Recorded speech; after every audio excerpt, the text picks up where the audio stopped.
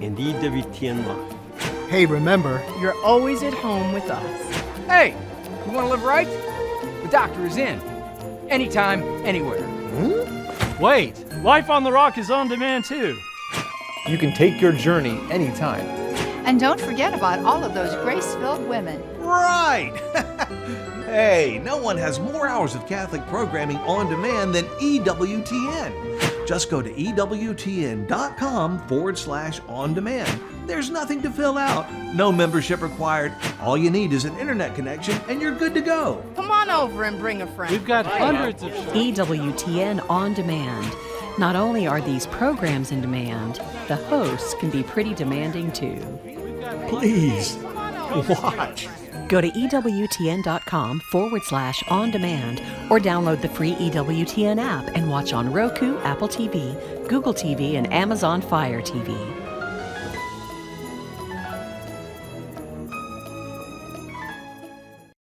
Family life from womb to tomb is our focus weekdays at 1:30 p.m. Eastern, beginning with At Home with Jim and Joy 3 days a week, every Monday, Wednesday, and Thursday. On Tuesday, it's EWTN Pro-Life Weekly with Prudence Robertson.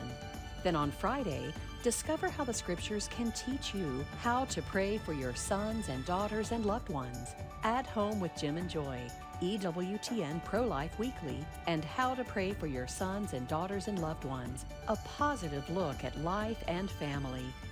Weekdays at 1:30 p.m. Eastern on EWTN. EWTN. Live truth. Live Catholic.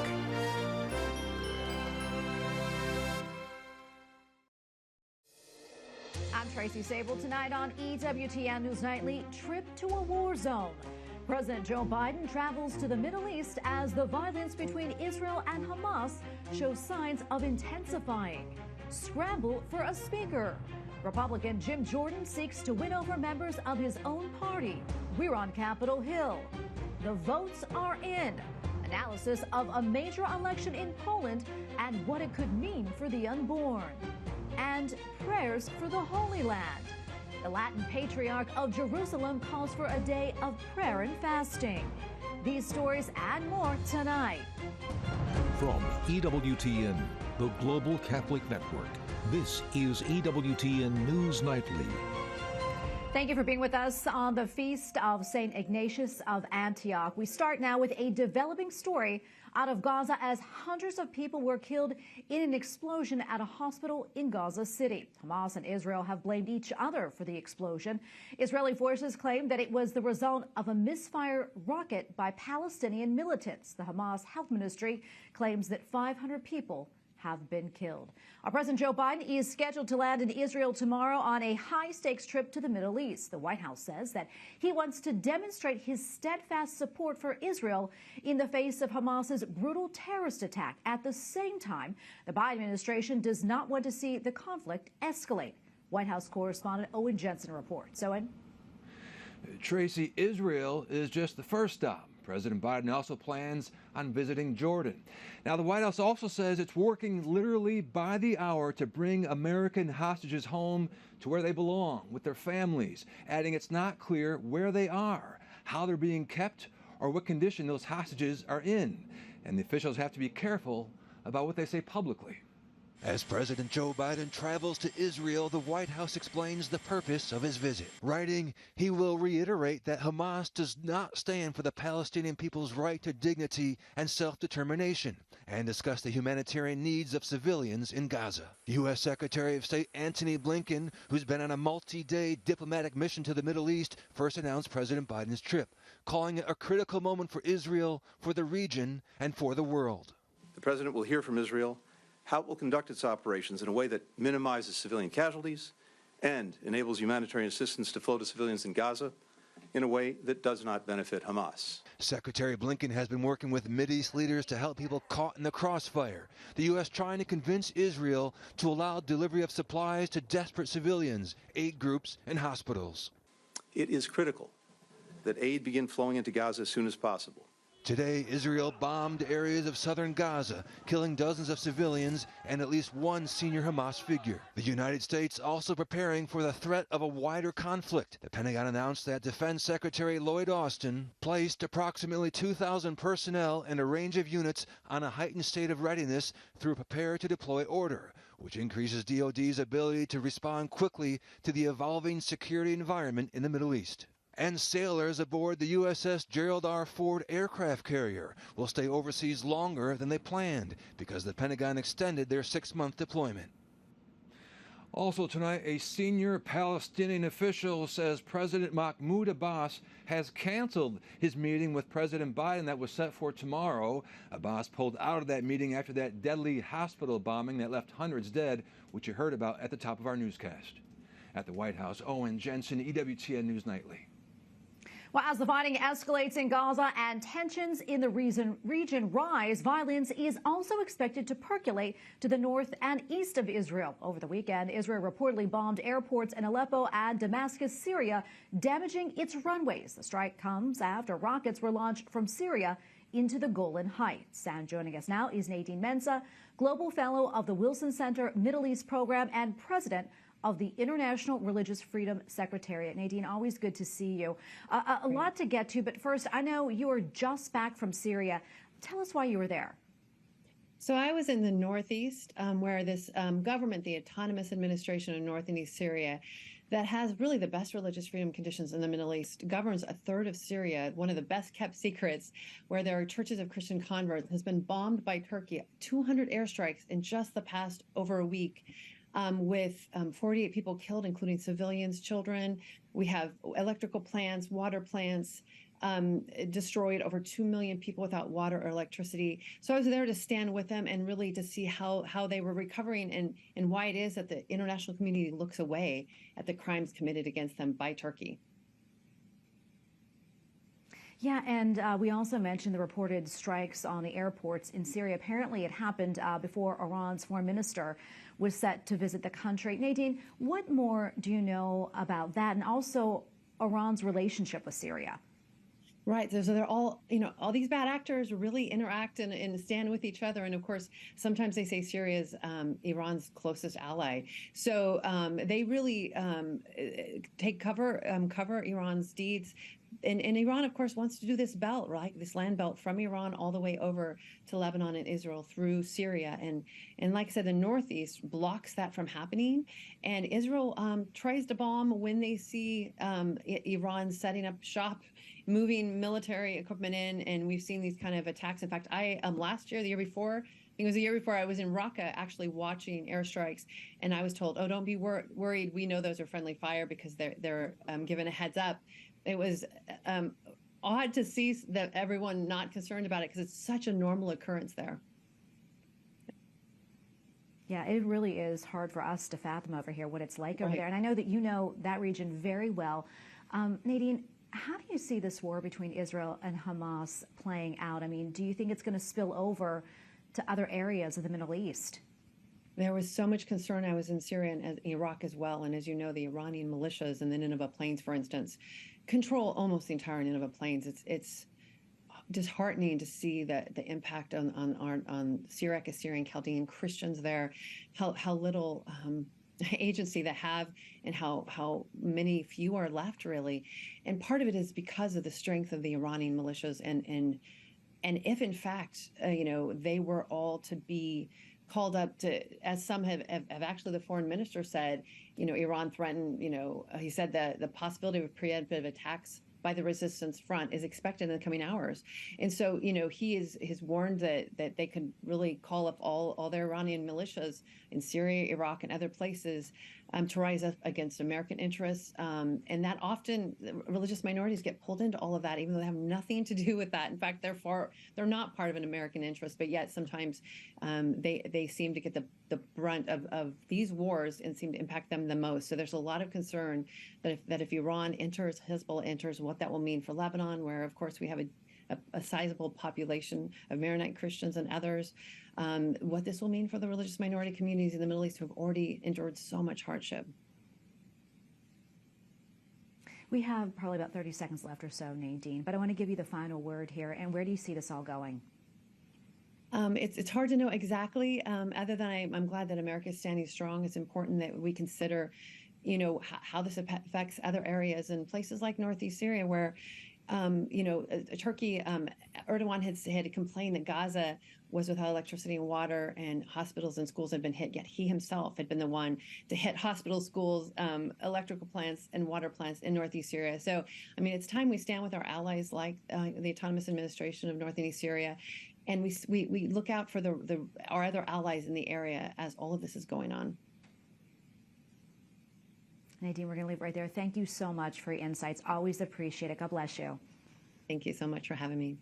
Today is a day of prayer and fasting for peace in the Holy Land. The initiative was first suggested by Cardinal Pier Battista Pizzaballa, the Latin Catholic Patriarch of Jerusalem. It aims to focus prayers from the faithful around the world on finding a peaceful solution to the war between Israel and Hamas. The U.S. Bishops' Conference shared Cardinal Pizzaballa's statement, which he says in part, quote, "Let us organize prayer times with Eucharistic adoration and the recitation of the Rosary to our Blessed Virgin Mary." A multi-faith group of leaders in the United Kingdom is speaking out against recent anti-Semitic attacks. One Muslim leader is calling for peace among all people.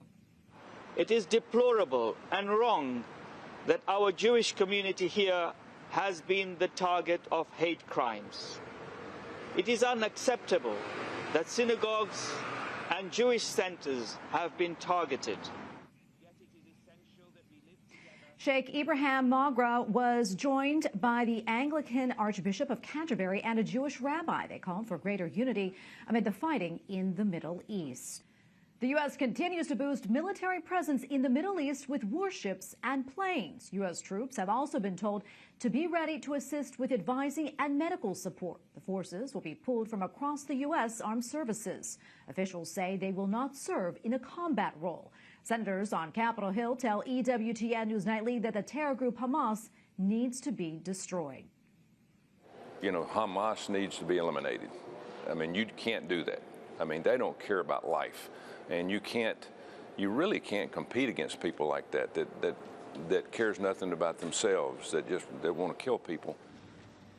U.S. officials are also helping Israel with intelligence and planning for any potential operations to rescue hostages.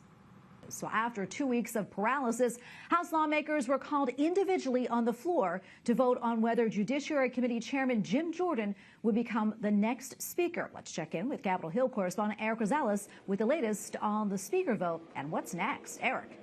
Well, good evening, Tracy. There's no other way to say it but just utter chaos right now inside the U.S. House. We're at a standstill right now. The House remains in recess at this hour. As of right now, Congressman Jim Jordan, during the first voting, 20 Republicans voted against him, well shy of the 217 needed to become the 56th U.S. House Speaker. Now, prior to the vote, Republican Conference Chair Elise Stefanik nominated Jim Jordan as Speaker. Our friend and colleague Jim Jordan is a patriot. He is an America First warrior who wins the toughest of fights, going after corruption and delivering accountability at the highest levels of government on behalf of we, the people. Jim is the voice of the American people who have felt voiceless for far too long. Democrats nominated Congressman Hakeem Jeffries as Speaker and then used their time to go after Congressman Jordan's pro-life agenda. We're talking about someone who has spent his entire career trying to hold our country back, putting our national security in danger, attempting government shutdown after government shutdown, wasting taxpayer dollars on baseless investigations with dead ends, authoring the very bill that would ban abortion nationwide without exceptions. Some lawmakers believe that a speaker will be decided sometime soon. You expect the first few protest votes. That's fairly normal, and say, hey, I'm kind of against what happened to McCarthy or I'm against what happened to Steve, but that's just the normal first cycle or two. I think it gets better over time, and hopefully we get him there today or the next couple of days. I don't understand why so many people hold on to past grievances or whatever it is that causes people to not stick with the majority. This is not what our founders gave us. It's actually what they warned against.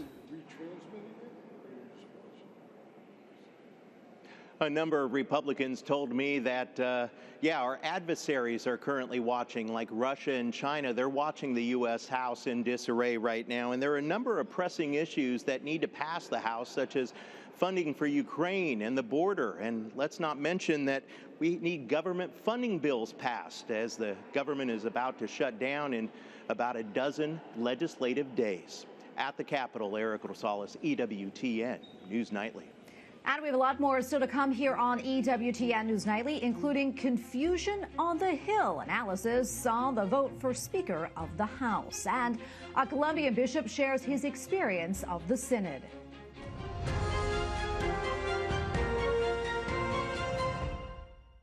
The 2024 calendar from the Shrine of the Most Blessed Sacrament is here. This year's calendar celebrates the Holy Eucharist, the source and summit of the Christian life. You'll also find the novenas the sisters pray, along with inspirational quotes from the saints. The 2024 calendar from the Shrine of the Most Blessed Sacrament, plus more calendars and holy reminders, are all available now at EWTNRC.com.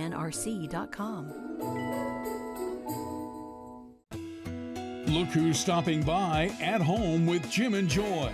Next time, Art and Lorraine Bennett help married couples struggling to make ends meet grow closer to God and each other. At home with Jim and Joy, here on the Global Catholic Network, EWTN.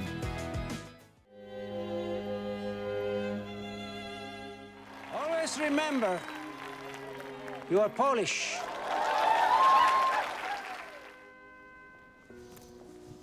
Friendship is one of God's greatest gifts, a rare place where the truth is spoken.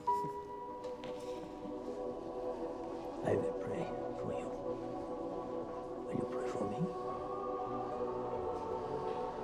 Good. Let us pray. I am not a pope who will stay cloistered. I must get out. I must have contact, or I cannot be a pastor. John Voight stars as Pope John Paul II, part 2 of an EWTN premiere event.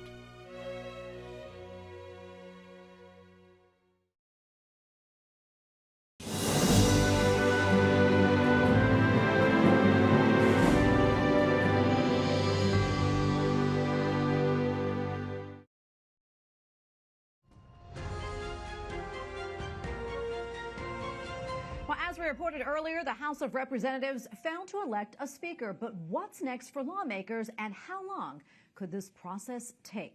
Joining us now to discuss the vote on Capitol Hill is political science professor at Catholic University of America, Matthew Green. Matthew, thank you so much for joining us. We appreciate it. This definitely is a pivotal day on Capitol Hill today. Curious, how long do you see this dragging out, and do you think that Jim Jordan will ultimately become Speaker of the House? Well, the answer to your first question is I have no idea. It's really, I would defy anyone to really know how, when or how this is going to end. Jordan did not he lost 20 votes, which is a significant number on the first ballot.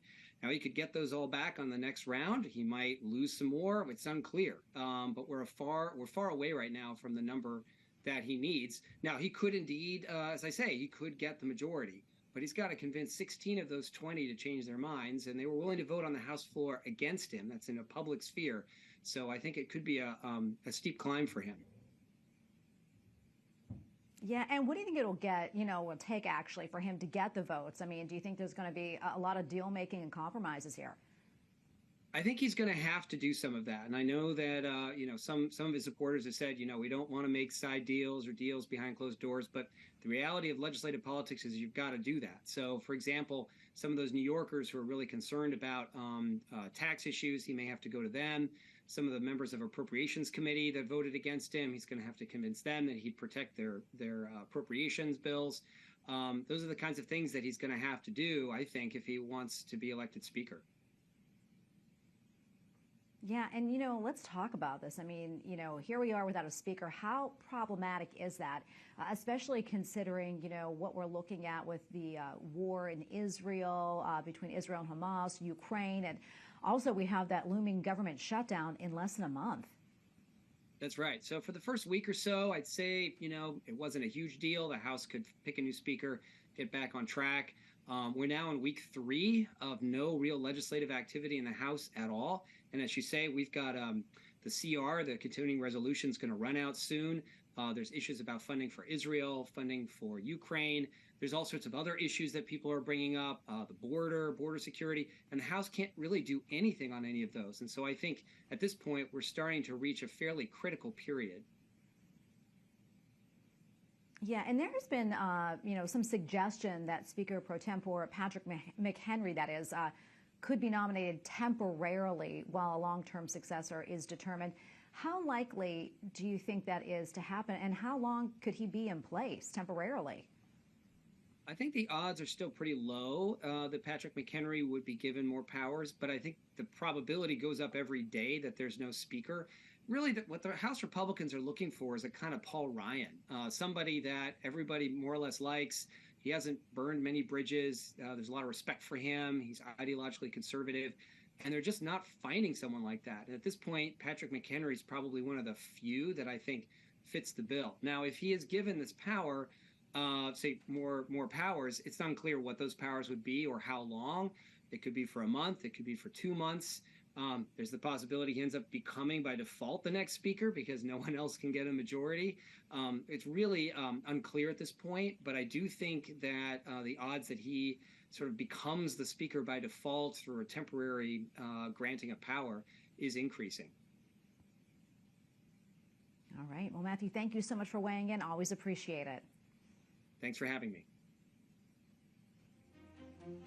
Up next on EWTN News Nightly, definition of marriage. The highest court in India issues a ruling on same-sex marriage. Plus, thousands gather in Pennsylvania for its 3rd annual March for Life.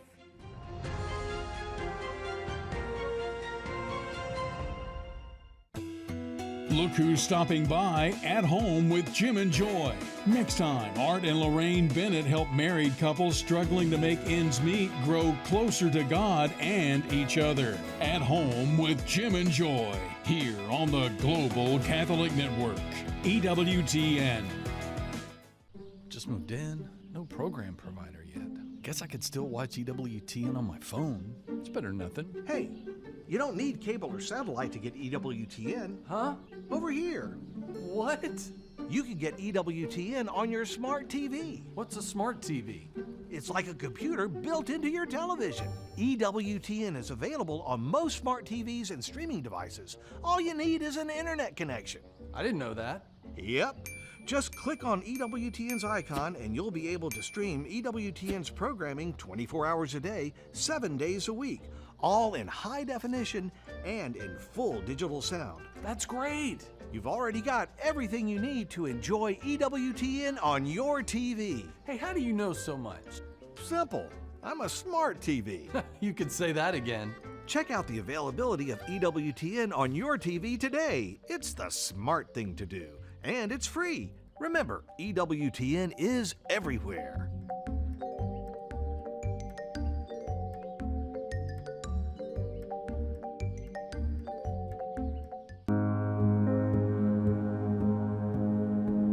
They are saints, with each of them a charism of wisdom bestowed by the Holy Spirit for the good of the church.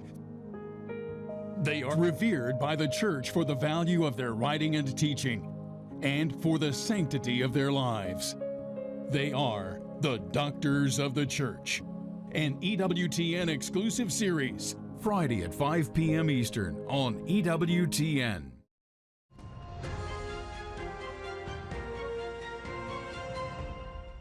A church leader involved in the Synod on Synodality says the global gathering is not intended to, quote, remove passages from the Bible. Colombian Archbishop Jose Miguel Gomez Rodriguez says the Synod does not have that kind of authority, nor does Pope Francis want it to do so. Well, the Supreme Court of India has refused to legalize same-sex marriage. The country's highest court says that it does not have the authority to make that decision. Instead, it must be handled by lawmakers. Faith groups in the country applauded the decision. Well, Ukraine is now using high-tech missiles provided by the United States in its war against Russia. The long-range ballistic weapons were delivered quietly around a month ago following a promise by the Biden administration. The results are in from an important weekend election in Poland, and opposition parties have secured enough votes to oust the conservative ruling party from power. 3 coalition parties won around 54% of the vote. Donald Tusk, a former president of the EU Council, will now try to form a centrist government. The ruling Law and Justice Party won the most overall votes, but it did not gain enough to continue running the country. One of the main issues in the Catholic country was abortion. For analysis, we turn to Ivo Bender, manager of EWTN Central Europe, who is based in Poland. Ivo, great to be with you as always. First off, your reaction to the results, and was it at all a surprise? Well, thank you for having me. The results are almost exactly as they were predicted by various polls and surveys.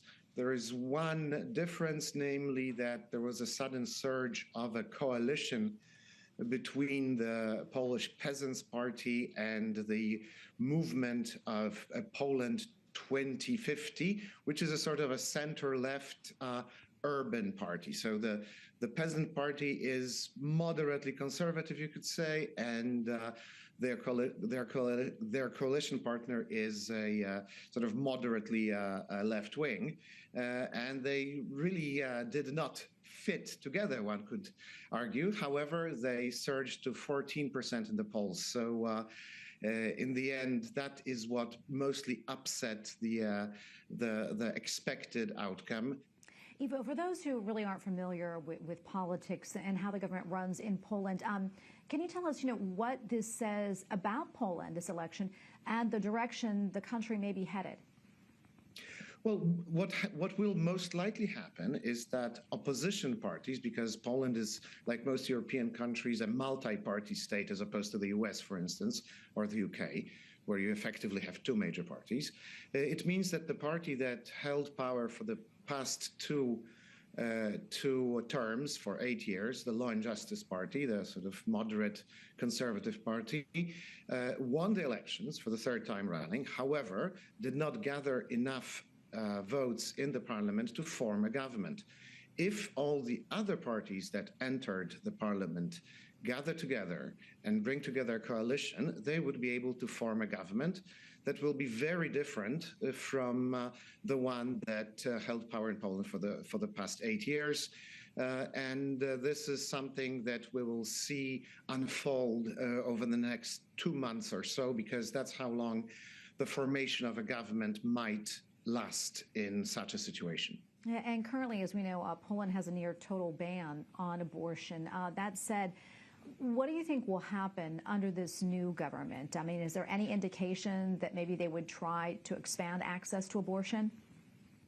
So the newly formed government, if indeed it is that coalition government, it has the parties that will most likely form it have different views, actually. So the leading one, the Civic Platform, which still is part of the European People's Party, which claims to be a Christian democratic alliance, is actually demanded that all their candidates vow that they will vote for allowing abortion till week 12. The left, the post-communist party, actually is even more pro-abortion. And then one part of that coalition I mentioned, the Peasant Party, is much more conservative and much more pro-life in this respect. So that might mean that there will be a push for legalizing abortion till week 12, on demand, so to speak. But it might be hampered by the Peasant Party, and it also will most likely be vetoed by the president. Yeah, and Ivo, we also know, of course, Poland is around 90% Catholic. What, if anything, does this election say about the state of the Catholic Church in Poland? Well, I think we have a clear change in the way that especially the young people voted.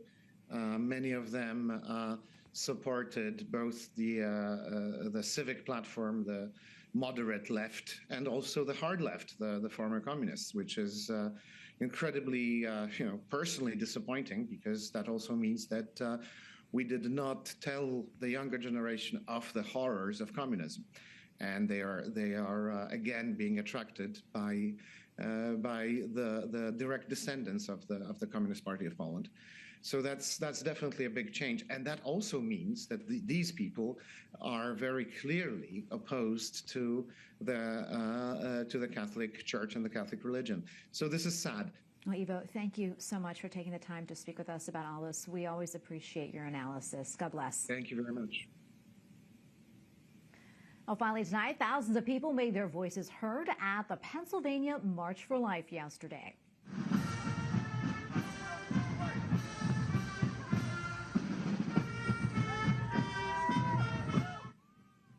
Pro-lifers as well as politicians participated in the third annual event. Speakers at the event criticized some of Governor Josh Shapiro's moves to ease abortion access. One representative asked to pray for God's blessing on advancing the pro-life movement. Well, thank you for watching tonight. Remember, you can follow us on social media, Facebook, X, and Instagram at EWTN News Nightly. I'm Tracy Sabol. Good night, and God bless.